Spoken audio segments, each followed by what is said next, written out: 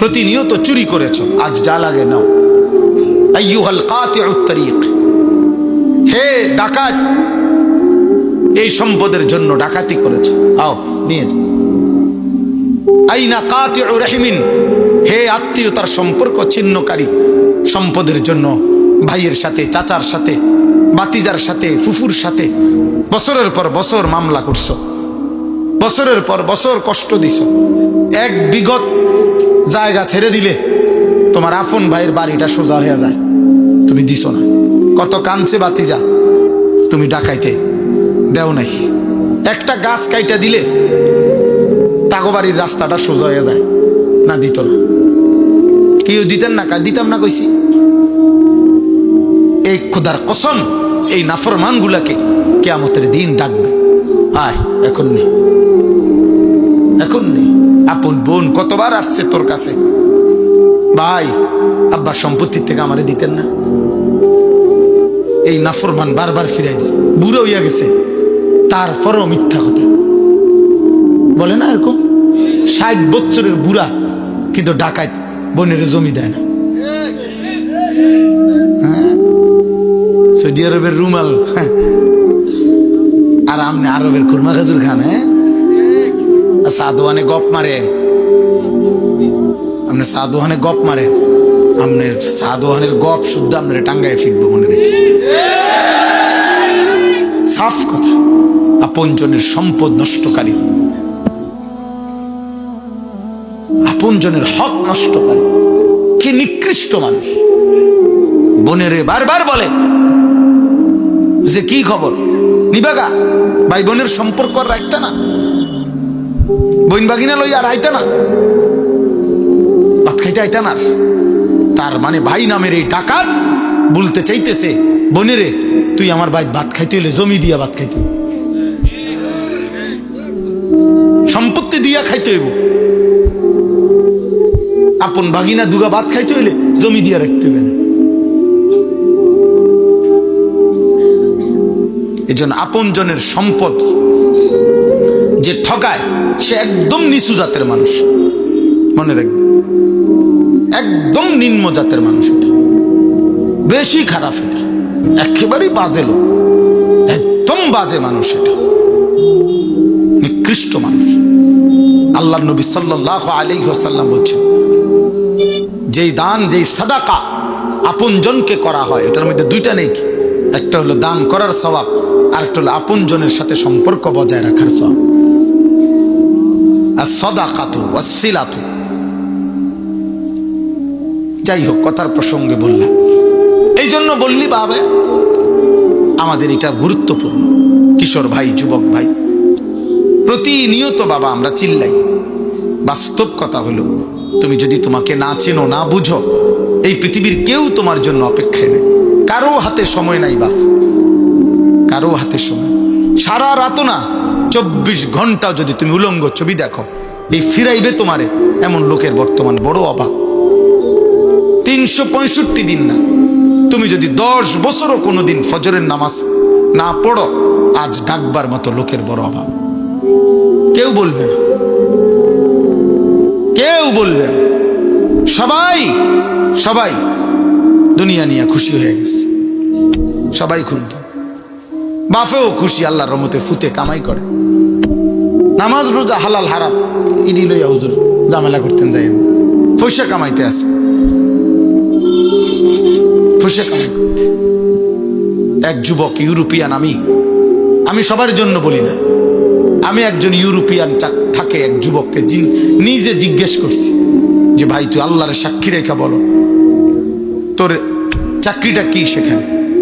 সে বলছে হুজুর মদের বারে, মানে হোটেলে মদের বার বলে এগুলারে, সেখানে সম্পূর্ণ বিবস্ত্র নারী পুরুষ জিনা করে, আর আমি পাশে দাঁড়িয়ে মদের বোতল হাতে দাঁড়িয়ে থাকতে হয়, যতক্ষণ ওরা চায় পান বোতলের মদ আমাকে তাদেরকে দিতে হয়, সার্ভ করা, এটাই আমার দায়িত্ব, আমার চাকরি।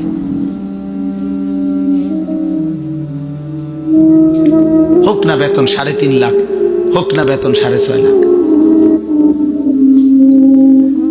বুঝো নাই আব্বা? দুনিয়াবাসী না জানলো না, বাড়িওয়ালারা না জানলো না, আসমানওয়ালা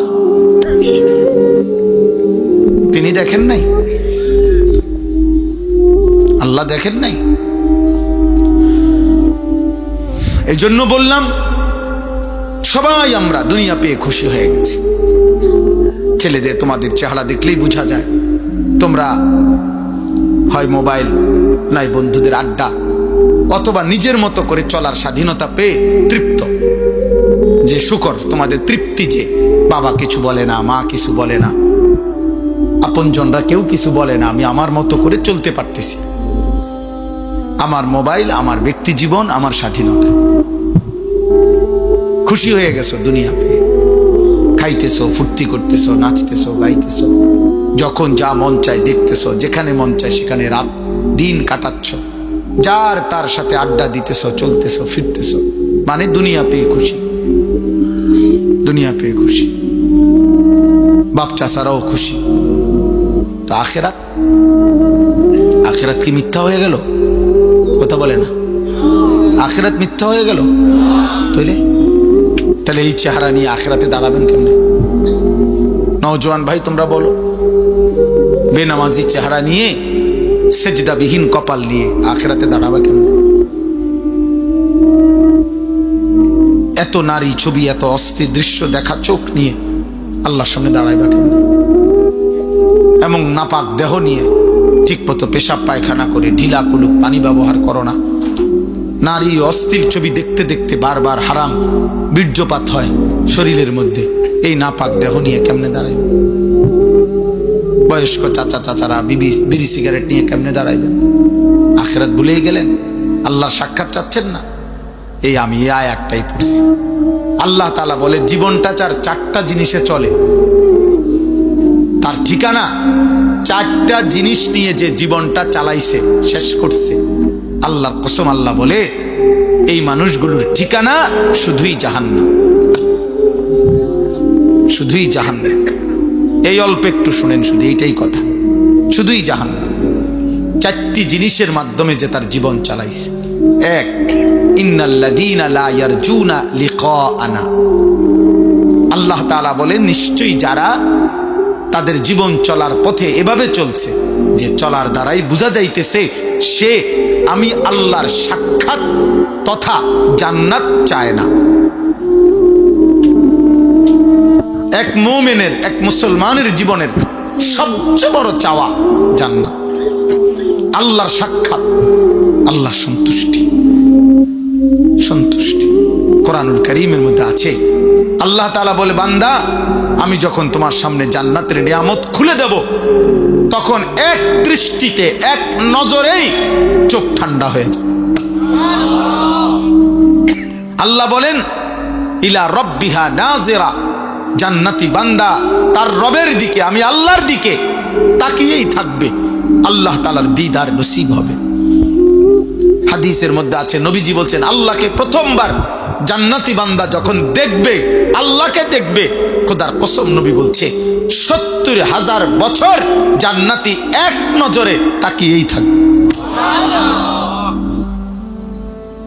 তাকিয়েই থাকবে। জান্নাতের ফেরেশতারা, হুরেরা টানাটানি করবে, হে জান্নাতি আল্লাহর বান্দা, গোটা জান্নাত তো পড়ে আছে, তুমি জান্নাত উপভোগ করবে না? জান্নাতি বান্দা বলবে হে ফেরেশতা, হে জান্নাতের হুরেরা, খোদার কসম মাওলার দিদারের সামনে গোটা জান্নাতই তুচ্ছ।